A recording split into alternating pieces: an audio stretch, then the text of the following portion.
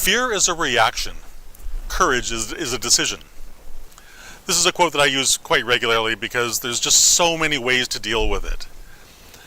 When we're afraid, in our day and age, we don't have saber-toothed tigers coming after us. We don't have, most of the time, grizzly bears in the backyard. At worst, we will have a situation where some job problem is going on. There's a disagreement between people. We don't have any life-threatening things going on where we need to be literally terrified for our own life.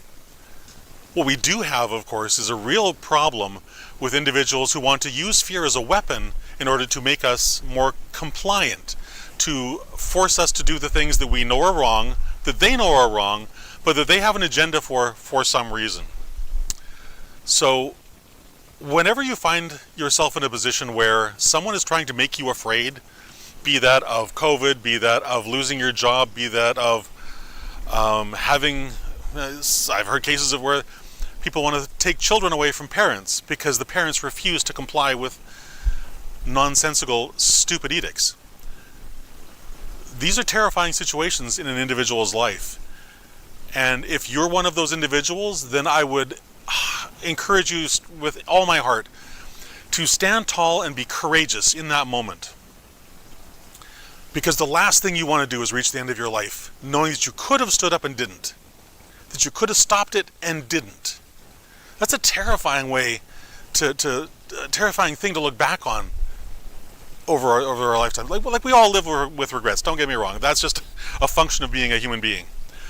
But there are those key moments in our lives, and we know what they are. We always know what they are. And we need to be tall, stand tall, and be courageous in those moments so that we can be that strong example for our family, for our friends, and for the people that we love most. Because we live in a world that is in desperate need of positive role models. We have crappy role models coming out the wazoo. I mean, they're everywhere. But the really strong role models, the people who will do the right thing because it's the right thing to do, no matter the cost, we don't have very many of those. And we desperately need more. So if you're a Christian, gird up your pastor. Let him know that you're on side with him, that whatever decision that he's making, that you're there with him 110%. Because one of the things that's been really terrifying is so many people in so many areas of life are not backing up the people that are there for them year in, year out. And that's, well, it's disheartening. It's certainly distressing, and it's very, it's the opposite of what we're supposed to be doing. We're supposed to be here to be grateful for one another. We're supposed to be here to bring joy to each other's lives. We're supposed to be here to be compassionate with each other. These are all the things that are so sadly missing in our lives today, and that's why the division is so easily sowed amongst us. Because we're refusing to do those simple, basic things that we know we were born to do. Be grateful, be happy, be compassionate, gratitude, love, joy, and compassion, the four things I talk about all the time.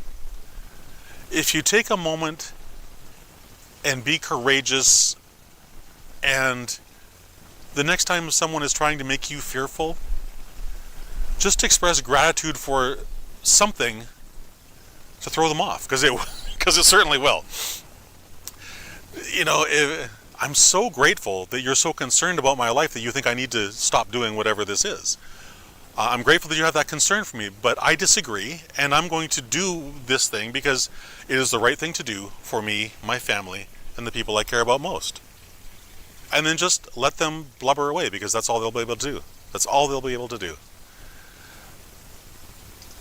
With that, have a courageous rest of your day. I hope you have a fantastic rest of your day. That's it. I'll see you again tomorrow at 2 o'clock, all right? Bye-bye.